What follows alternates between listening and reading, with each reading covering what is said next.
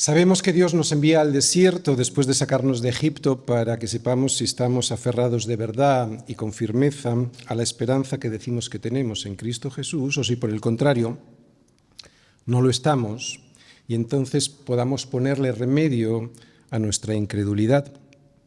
De ahí la advertencia en la que insiste el autor de Hebreos durante todo su escrito, especialmente en los últimos versículos que hemos estado viendo.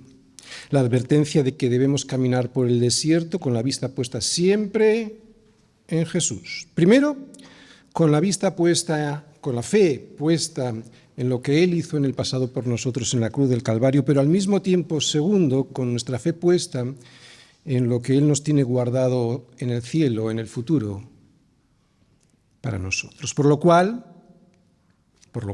después de tener previsto y siempre la vista en Cristo, por lo cual, versículos del 7 al 11, como dice el Espíritu Santo, si oyereis hoy su voz, no endurezcáis vuestros corazones como en la provocación, en el día de la tentación en el desierto, donde me tentaron vuestros padres, me probaron y vieron mis obras durante 40 años, a causa de lo cual me disgusté contra esa generación y dije, siempre andan vagando en su corazón y no han conocido mis caminos.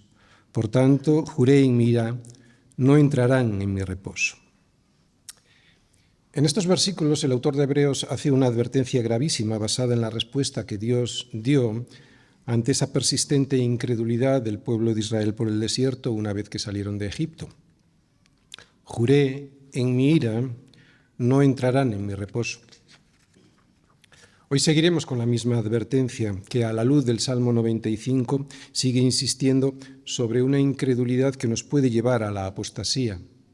Un salmo, el Salmo 95, que habla de la experiencia de Israel por el desierto y que el autor nos ha recordado en los versículos que acabamos de leer. El tema es tan grave, el de la incredulidad, que este hombre inspirado por Dios no deja de advertirnos una y otra vez sobre este peligro. Y es lo que vamos a ver en los versículos del 12 al 13. Mirad, hermanos, que no haya en ninguno de vosotros corazón malo de incredulidad para apartarse del Dios vivo. Antes, exhortaos los unos a los otros cada día, entre tanto que se dice hoy, para que ninguno de vosotros se endurezca por el engaño del pecado. El pecado imperdonable, la incredulidad, Hebreos 3, versículos del 12 al 13. Cuando el Espíritu Santo venga, dijo Jesús, y vino, convencerá al mundo de pecado, de justicia y de juicio. De pecado por cuanto no creen en mí. De pecado por cuanto no creen en mí. De pecado por cuanto no creen en mí. El pecado más grande, el único que no será perdonado, es el de no creer en aquel al que Dios envió a morir en nuestro lugar.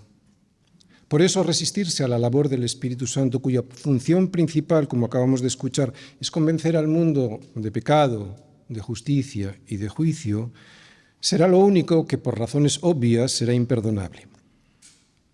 Luego profundizaremos sobre este asunto. Pero este es el tema, reconocer que el mayor peligro al que se enfrenta no solo el incrédulo, sino también el cristiano, es la incredulidad persistente que surge de un corazón que se va endureciendo al no obedecer a Dios ni confiar en Él. Y este tema lo voy a exponer a través del siguiente esquema. Primera parte, ¿qué es la incredulidad? Versículo 12. Segunda parte, ¿por qué es tan grave endurecer nuestro corazón? Versículo 13. Tercera parte, ¿cuál es nuestra responsabilidad como congregación ante la incredulidad de un hermano? También en el versículo 13. Primera parte, ¿qué es la incredulidad? Mirad, hermanos, que no haya en ninguno de vosotros corazón malo de incredulidad para apartarse del Dios vivo. Por lo demás, hermanos, gozaos en el Señor. A mí no me es molesto el escribiros las mismas cosas y para vosotros es seguro. Esto que escribió Pablo a los filipenses también perfectamente lo podría haber escrito el autor de Hebreos en esta carta, porque el autor de esta carta no para de advertirles del gran peligro que significa la falta de fe. No les advierte del peligro de un corazón malo de impureza, de un corazón malo de adulterio, de un corazón malo de fornicación o de un corazón malo de egoísmo. Les advierte de un peligro mucho mayor. Tienen que examinar su corazón, no vaya a ser que tengan un corazón malo de incredulidad.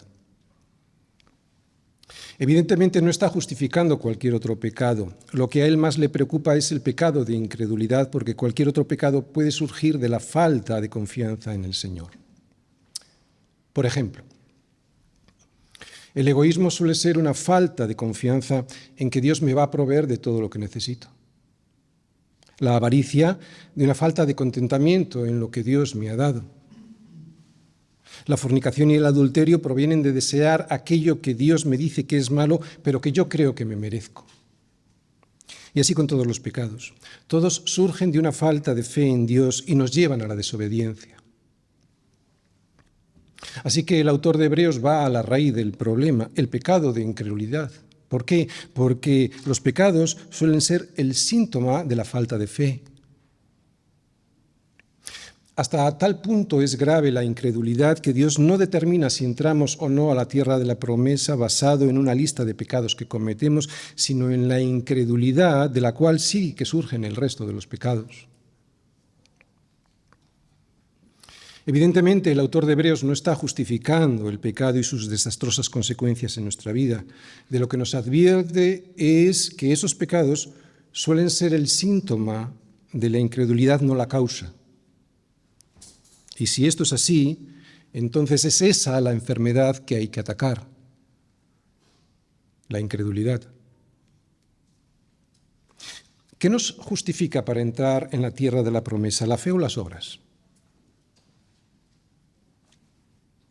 La fe. Pues si lo que nos justifica y por lo tanto nos da acceso a la entrada al reino es la fe, la falta de esa fe es la que debemos cuidar, es a la que debemos estar atentos, no vaya a ser que pensemos que la tenemos cuando no es así. Otra vez, es la incredulidad la que nos impide entrar en la tierra de la promesa más que el resto de los pecados, ya que el resto de los pecados son simplemente la manifestación de esa falta de fe en el Señor.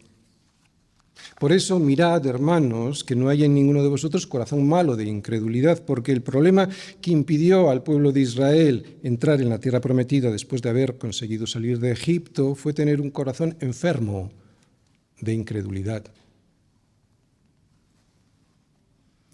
Es el cáncer de la incredulidad el que nos aparta del Dios vivo,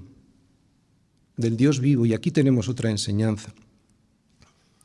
Nosotros no tenemos una religión. Lo que nosotros decimos que tenemos es una relación personal con Dios a través de Jesucristo, un Dios que sabemos que está vivo.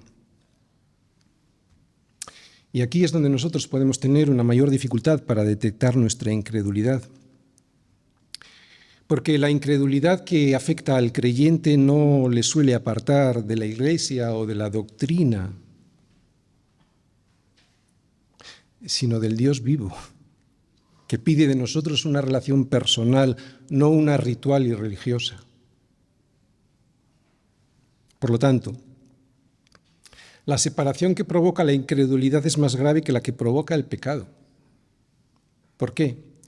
Porque si confesamos nuestros pecados, Él es fiel y justo para perdonar nuestros pecados y limpiarnos de nuestra maldad, pero la incredulidad nos hace decir que no hemos pecado y entonces es cuando le hacemos a Él mentiroso y su palabra no está en nosotros.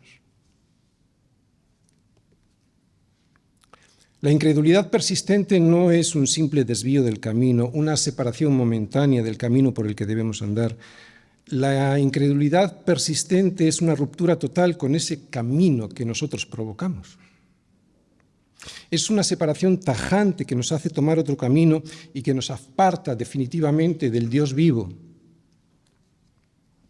Somos nosotros los que decidimos apartarnos de Dios, no es Él el que toma esa decisión.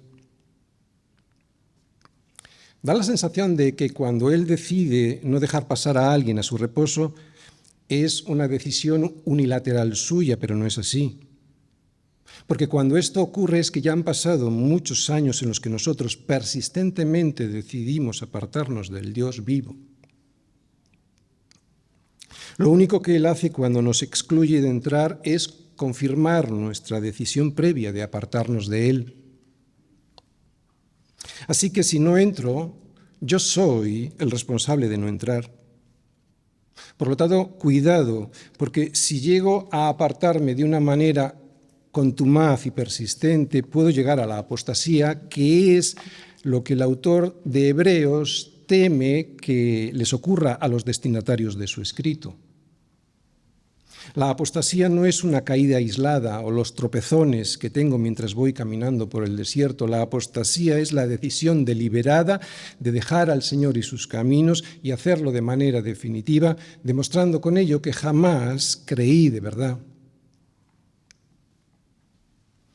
Al centrarnos en la incredulidad, no estamos subestimando el resto de los pecados. De hecho, debemos estar atentos a estos primeros síntomas de la enfermedad, que son los pecados que aparecen como resultado del cáncer, que es la incredulidad, y que nos separa del Dios vivo.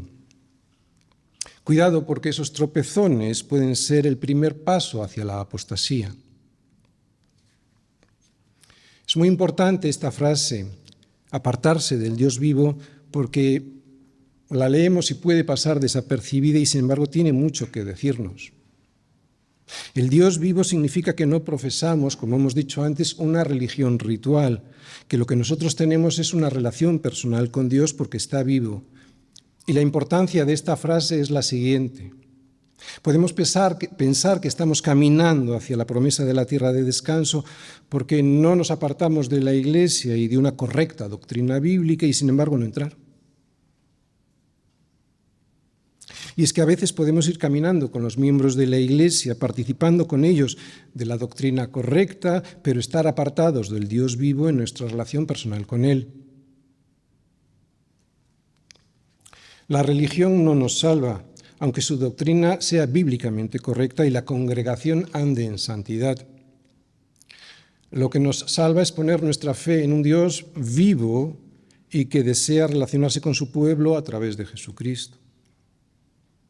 De hecho, para nosotros, seguir la doctrina correcta podría a veces resultarnos engañoso si en nuestra vida diaria no caminamos junto a Dios, no crecemos junto a Él en conocimiento, santidad y comunión, no buscamos su dirección a través de las Escrituras y del Espíritu Santo, no nos sometemos a las decisiones que Él quiere que tomemos y si no le damos la gloria a Él en todas las cosas que hagamos.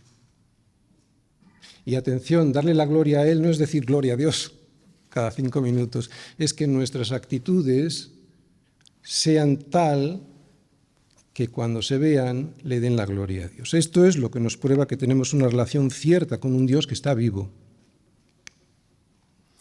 Y es que podemos engañarnos porque cumplimos exteriormente con todas las exigencias que se esperan de nosotros como creyentes, pero tener al final una relación con un Dios que está muerto, un ídolo muerto que preferimos al Dios vivo, porque así no tenemos por qué rendirle cuentas de nuestra vida. Y esto es idolatría y es un peligro terrible. Pero todavía hay un peligro mayor, y es no hacer caso a los que con cariño nos avisan de que no estamos bien o incluso indignarse y enfadarse con ellos. En la última cena de Pascua que tuvo Jesús con sus discípulos, les dijo que todos se iban a escandalizar de Él esa noche. ¿Cuál fue la reacción de Pedro? Respondiendo Pedro le dijo, aunque todos se escandalicen de ti, yo nunca me escandalizaré. Qué bien le hubiese ido a Pedro escuchar al Señor y reflexionar sobre lo que Él le estaba diciendo para no ir en sus fuerzas. Recuerda esto, mi hermano, y lo digo con mucho cariño. Cuando alguien empieza a seguir al Señor, no decide hacerlo para luego apostatar. Nadie actúa así. Cuando alguien decide seguir al Señor, nunca piensa que después va a apartarse de sus caminos. ¿Qué pasa entonces con la apostasía? ¿Cómo surge? ¿Cómo comienza? Pues muy poco a poco. normalmente de una manera muy sutil y desapercibida. La apostasía aparece después de un largo periodo de tiempo en el que vamos endureciendo nuestro corazón y es la demostración de que nunca creímos de verdad en el Señor. Puede que aceptáramos intelectualmente la doctrina correcta, pero nunca le creímos a Dios y sus promesas. Ni sometimos tampoco nuestra voluntad a su obediencia. De ahí la gran misericordia que podemos ver en las advertencias de estos versículos. Así que la siguiente pregunta sería: ¿cómo llegamos a endurecer un corazón que un día aceptó la verdad de Cristo? Porque aunque de la apostasía no se sale, del endurecimiento sí. Alguien que en algún momento profesó ser seguidor de Cristo puede convertirse en apóstata, pero un cristiano genuino nunca. Quienes apostatan demuestran que nunca fueron cristianos de verdad, porque aunque salieron de nosotros, no eran de nosotros, porque si hubiesen sido de nosotros, habrían permanecido con nosotros, pero salieron para que se manifestase que no todos son de nosotros. Sin embargo, los cristianos verdaderos pueden llegar a perder su fe temporalmente, resistiéndose a la voluntad de Dios y no confiando en sus promesas. Así es como podemos ir endureciendo poco a poco nuestro engañoso corazón, paulatinamente y sin casi darnos cuenta. Y ese es el peligro del que nos avisa el autor de Hebreos. ¿Para qué? Para que si estamos ahí, salgamos cuanto antes, porque de la apostasía no se sale. Igual solo estamos en un proceso en el que temporalmente nos estamos resistiendo a la voluntad de Dios y no confiamos en sus promesas. Pero precisamente por eso debemos luchar contra ese endurecimiento que nos puede llevar a la apostasía. Así que lo que tenemos que hacer tú y yo, si es que descubrimos que estamos perdiendo la fe y nos estamos alejando del Señor, y antes de que llegue la apostasía de la que no se puede salir, es lo que nos dice el versículo 12, ahí lo tenemos. Mirad, es lo que he subrayado. Mirad. Estad atentos, mirad, hermanos, que no haya en ninguno de vosotros corazón malo de incredulidad para apartarse del Dios vivo. ¿Qué nos dice ahí? Ahí lo que nos dice es que debemos examinar nuestro corazón, un examen que debemos hacer nosotros mismos, porque dice mirad, hermanos, no dice el autor de Hebreos, examínese cada uno a sí mismo, no vaya a ser que estemos en un proceso de endurecimiento que nos aparte del Dios vivo. Así que anímate, ¿por qué? Porque los cristianos genuinos no pueden alejarse total ni finalmente de la fe, sino que continuarán en la fe hasta el final y serán salvados eternamente. Todos los cristianos que lo son de verdad perseveran en la fe. Si eres pueblo de su prado y oveja de su mano, jamás perecerás. Jamás. Y no lo digo yo, lo dice Jesús. Mis ovejas oyen mi voz, y yo las conozco, y me siguen, y yo les doy vida eterna, y no perecerán jamás, ni nadie las arrebatará de mi mano. Esto es cierto, pero el autor de Hebreos nos dice, examina tu corazón por si acaso te estás apartando del Dios vivo, porque esto trae muchos problemas. Segunda parte. ¿Por qué es tan grave endurecer nuestro corazón? Antes exhortaos los unos a los otros cada día, entre tanto que se dice hoy, para que ninguno de vosotros se endurezca por el engaño del pecado. Cuando aquí leemos el engaño del pecado, es evidente que habla del pecado de incredulidad. No ha cambiado de tema, no habla de los pecados en general. Lo que pasa es que ahora nos anima a que ese examen que debemos hacer nosotros mismos y que antes nos pedía, ahora nos dice que lo hagamos los unos con los otros. Y de continuo. ¿Qué dice? Cada día. ¿Te das cuenta? Qué fácil es caer. Dice cada día. Luego entraremos en este asunto, antes de decir por qué es tan grave endurecer nuestro corazón. De cierto os digo que todos los pecados serán perdonados a los hijos de los hombres, y las blasfemias, cualesquiera que sean. Pero cualquiera que blasfeme contra el Espíritu Santo no tiene jamás perdón, sino que es reo de juicio eterno. Solo hay un pecado imperdonable, un pecado que nos descarta de entrar definitivamente en el reino de Dios. Blasfemar contra el Espíritu Santo es resistirse a su labor, que es convencer al mundo de pecado, justicia y juicio. Lo que esto significa es que cuando la palabra de Dios nos revela a través del Espíritu Santo que somos pecadores y que es Jesucristo la justicia que necesitamos para evitar el juicio en el que seremos condenados si nuestro pecado no es perdonado, si nos resistimos a esa labor del Espíritu Santo, entonces somos reos de juicio eterno. Blasfemar, o sea, despreciar el testimonio que nos está dando el Espíritu Santo en el momento en el que escuchamos que Jesucristo es nuestra justicia para poder ser librados del juicio en el que se nos condenará por nuestro pecado, justicia y juicio, es evidentemente un pecado que no se puede perdonar. No tiene mayor misterio.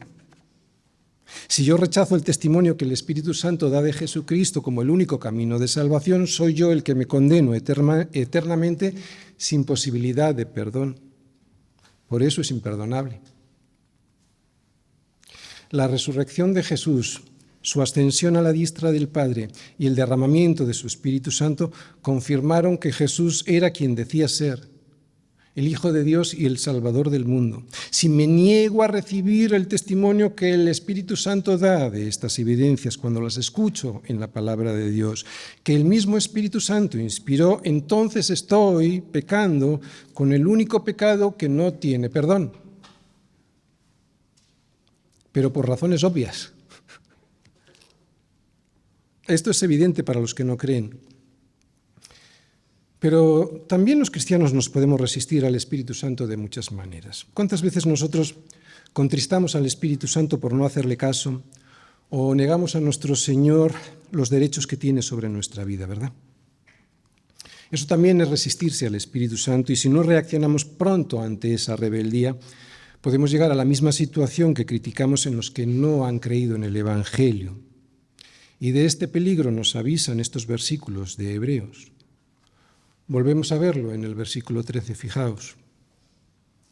Exhortaos los unos a los otros cada día, entre tanto que se dice hoy, para que ninguno de vosotros se endurezca por el engaño del pecado. ¿Qué dice ahí? Entre otras muchas cosas. Que el pecado es engañoso. De hecho, es por eso que es tan peligroso, porque es engañoso.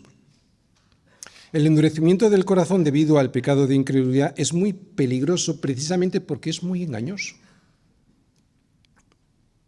Podemos pensar que estamos creyendo y realmente no estar haciéndolo así. Por eso, cuando alguien se resiste a lo que el Espíritu Santo le está diciendo a su corazón, ya sea porque escucha por primera vez el Evangelio, ya sea porque después de mucho tiempo ha creído en él, está demostrando incredulidad. Si te resistes al Espíritu Santo, estás demostrando incredulidad. Si esto persiste y nos negamos a rendir nuestro corazón al señorío de Cristo, entonces nos engañamos a nosotros mismos y vamos endureciendo nuestro corazón hasta llegar al punto de no retorno. ¿Cuál es?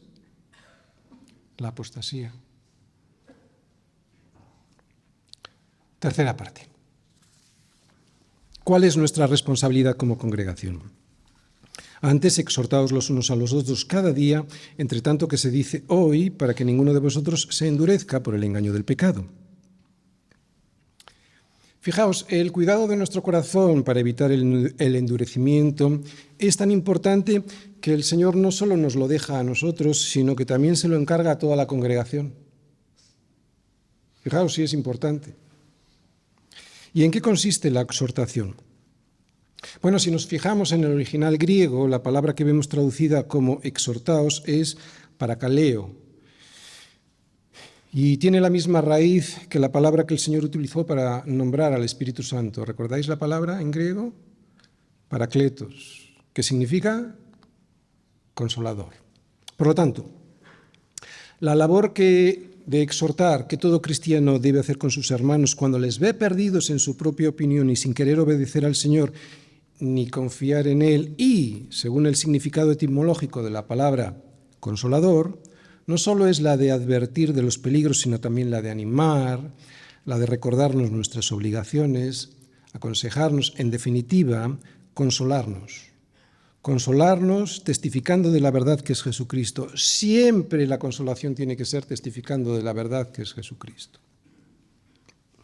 Esto es lo que debemos hacer con nuestros hermanos siempre, pero especialmente cuando les vemos perdidos y con deseos de darse la vuelta en el camino, que es lo mismo que vemos que está haciendo el autor de Hebreos con sus lectores, consolarles, pero siempre con los ojos puestos en Jesús, autor y consumador de la fe. Los destinatarios de este escrito estaban muy desanimados y con ganas de dejar al Señor. Por eso el autor de esta carta les lleva siempre a la verdad, que es Cristo. No anda con rodeos, siempre a la verdad, que es Cristo. Para mí ha sido de gran ánimo ver el ejemplo de este hombre. En esta carta nunca se cansa de advertir por una parte y de animar por la otra, que en el fondo es lo mismo que hace el Espíritu Santo con nosotros. El Espíritu Santo nos advierte y nos anima. El Espíritu Santo nos advierte de los peligros y nos anima a seguir a Cristo sin dejar de mirarle. ¿Por qué? Porque este es el único remedio contra la incredulidad. Si dudas, mira a Cristo. Mírale como hasta ahora nos lo ha mostrado el escritor de Hebreos. Jesús es el Hijo eterno de Dios. Él es el Mesías que se ha sentado, lleno de gloria, a la diestra del Padre. Él es el hombre que murió en nuestro lugar y que ha abierto el camino hacia el Padre. Él es quien nos da ejemplo, Él es quien nos enseña cómo caminar por el desierto. Él es el Hijo fiel sobre la casa de Dios, la cual casa somos nosotros.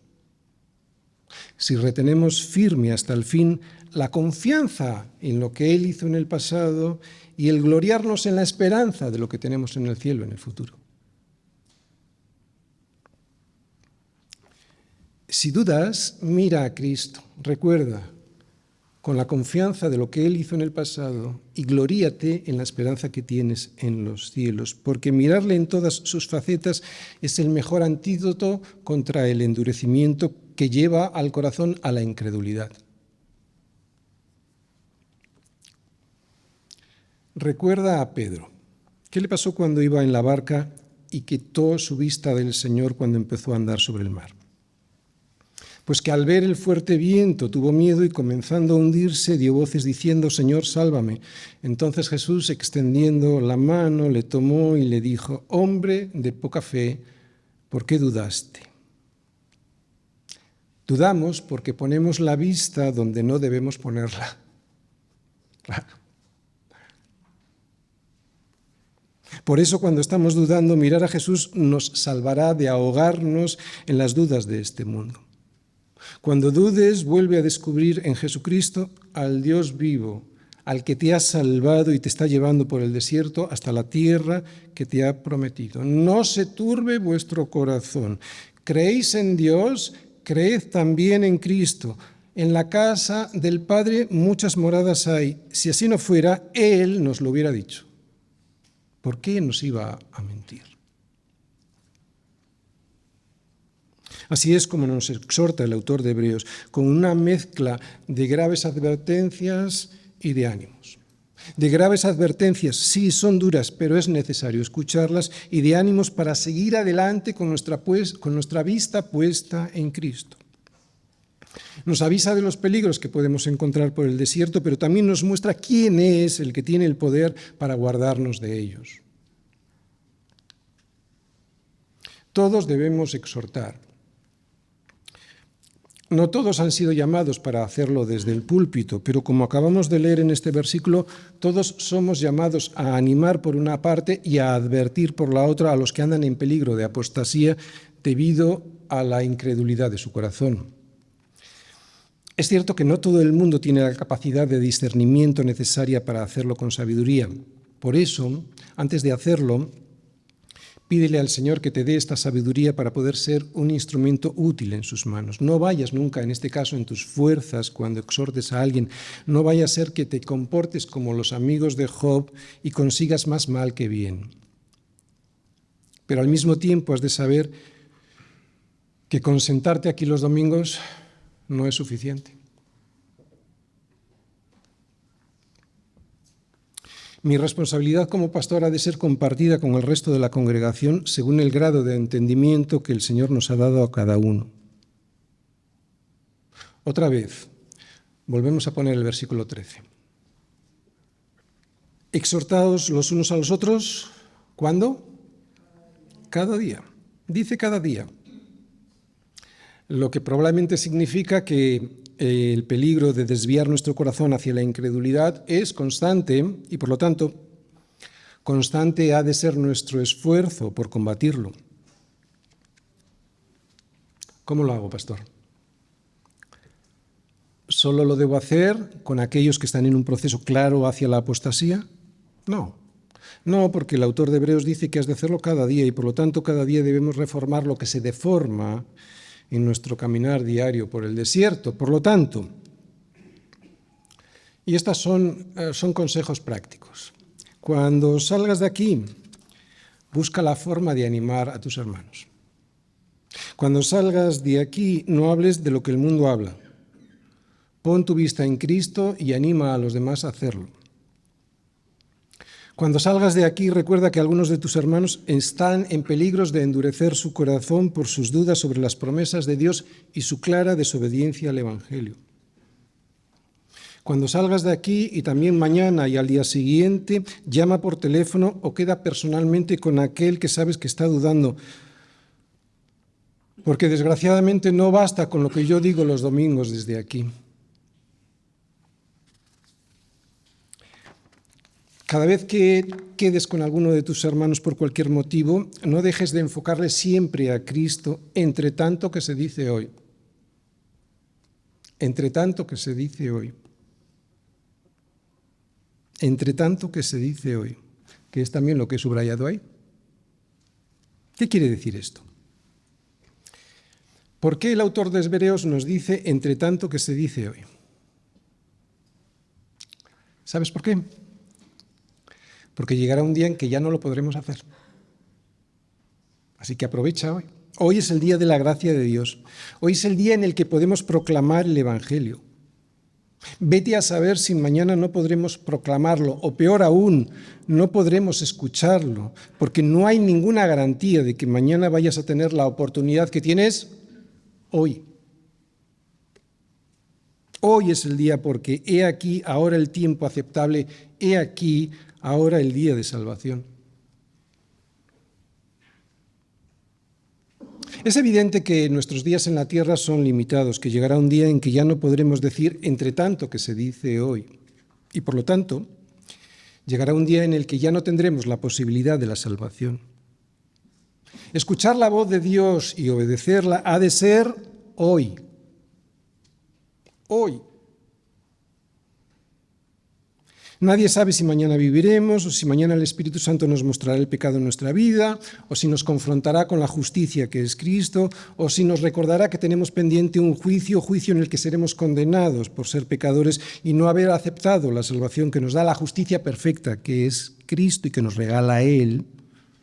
Hoy tiene que ser hoy. Hoy puedes cambiar. Hoy puedes convertirte, lo que significa darte la vuelta de los caminos equivocados por los que has transitado. Hoy es el día en el que Dios ha señalado tu vida en el calendario para que puedas escuchar el Evangelio de la salvación de Jesucristo y creas y no te pierdas. Hoy es el día, no mañana. Yo nunca asusto desde el púlpito. No se trata de asustar a nadie. La verdad nos debería hacer libres. La verdad no debe darnos miedo. Y la verdad es que no viviremos para siempre en este mundo. Así que no dejes pasar el día de hoy. No dejes pasar el día de hoy, que es el tiempo que Dios nos brinda para cambiar nuestra suerte, porque el día de hoy es más corto de lo que parece. Termino. Primero me voy a dirigir a los que no creen. El pecado imperdonable es resistir persistentemente la voz del Espíritu Santo que te está diciendo, hoy es el día de tu salvación.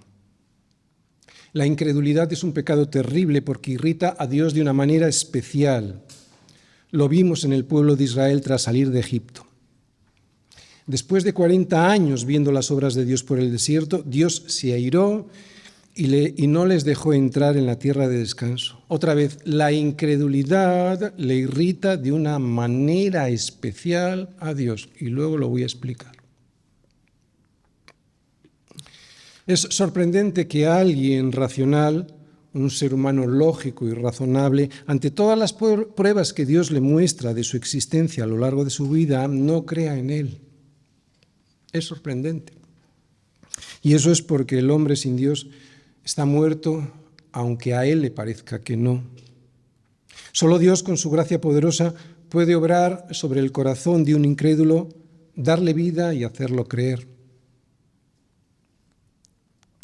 La mayoría de la gente insiste en no creer a Dios porque tenemos un corazón malo de incredulidad. El engaño del pecado insiste en decirnos que no, que nuestro corazón es bueno, pero Dios no dice eso. Como está escrito, no hay justo ni en uno, no hay quien entienda, no hay quien busque a Dios, todos se desviaron, a una se hicieron inútiles, no hay quien haga lo bueno, no hay ni siquiera uno. ¿Pero por qué no hay ni siquiera uno? Pues porque los hombres aman más las tinieblas que la luz, porque sus obras son malas. Y claro, la luz muestra esas obras de maldad. Si hoy el Espíritu Santo está iluminando tu corazón y aparece un poquito de fe sobre él, aprovéchala. Aprovecha esa fe y dile al Señor, creo, ayuda a mi incredulidad. Si hoy te está tocando el Espíritu Santo, no te des la media vuelta porque te molesta la luz de Cristo. No sigas alejado del Dios vivo. No sigas acariciando tu pecado. Amigo, no merece la pena seguir despreciando un regalo tan grande, un regalo que te va a traer el gozo de la salvación y te va a llevar a la eternidad. Y ahora me voy a dirigir a los que creen y les digo, el autor nos advierte sobre la incredulidad y el peligro de que esa incredulidad desemboque en apostasía. Y para evitar esa apostasía nos anima a no descuidar la palabra, nos anima a confiar en sus promesas, nos anima a obedecer sus consejos y su verdad revelada, y nos anima a cultivar la relación con Él, con el Dios vivo. Tú y yo, al igual que los destinatarios de este escrito, estamos en peligro de estancarnos en la fe o de desviarnos de la calle recta, o lo que es peor, de volver atrás a Egipto, a la apostasía. No te dejes engañar por el pecado de la incredulidad. Recuerda que la principal característica del pecado es esa, engañarte. Engañarte es su principal misión. El pecado de incredulidad te hará creer que estás bien cuando no lo estás, que tienes razón cuando no la tienes. Recuerda que no es suficiente con afirmar racionalmente una doctrina bíblica correcta si al final no vives esa doctrina en tu vida diaria.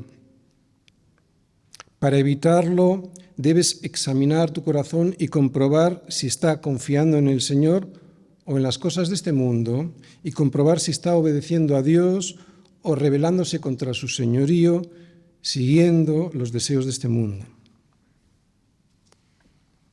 No valen las excusas habituales como lo estoy pasando mal, estoy en una mala época, porque es así como se camina por el desierto, pasándolo mal. La Biblia, que es la palabra de Dios, no nos engaña sobre esto. Tu confianza en medio de cualquier prueba, y por muy difícil que ésta sea, debe estar depositada siempre en Jesucristo, y para ello no hay nada mejor que estar permanentemente en comunión con el Dios vivo y no con el sistema de valores de este mundo.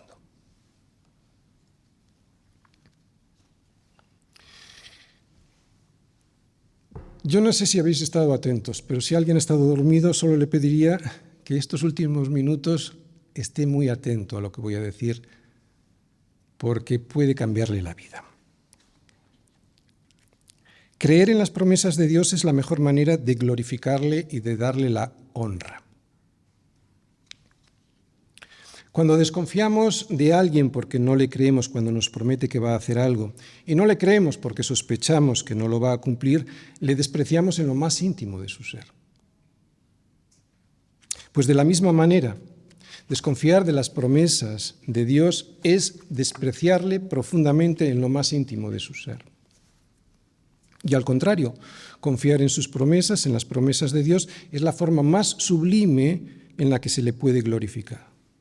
Porque cuando crees en las promesas de Dios y confías que tiene el poder y sabiduría para hacer lo que dice que va a hacer, tu confianza le honra porque le demuestras que crees en su buena voluntad para hacerlo, en su poder y en su sabiduría. No hay mayor deshonra a Dios que no creer en lo que Él dice. Y no hay cosa que más le irrite que no creer en sus promesas cuando Él dice que las va a cumplir. Yo creo que no somos suficientemente conscientes de que nuestra incredulidad le irrita sobremanera. Recuerda que Dios fue glorificado cuando Abraham creyó en las promesas de Dios. Abraham creyó en las promesas de Dios y eso le dio la gloria. Fíjate cómo lo dice Pablo. Abraham no dudó por incredulidad de la promesa de Dios, sino que se fortaleció en la fe dándole la gloria a Dios. Plenamente convencido de que era también poderoso para hacer todo lo que había prometido. Le damos la gloria a Dios cuando creemos en sus promesas y al contrario, le deshonramos profundamente cuando no lo hacemos. Debemos aprender a vivir creyendo en las promesas de Dios. Es la única manera de demostrarnos a nosotros mismos que hemos sido justificados. Que hemos sido justificados y por lo tanto salvados. Sí, dice Pablo que cuando Abraham estuvo plenamente convencido de que Dios era poderoso para hacer todo lo que había prometido, su fe le fue contada por justicia.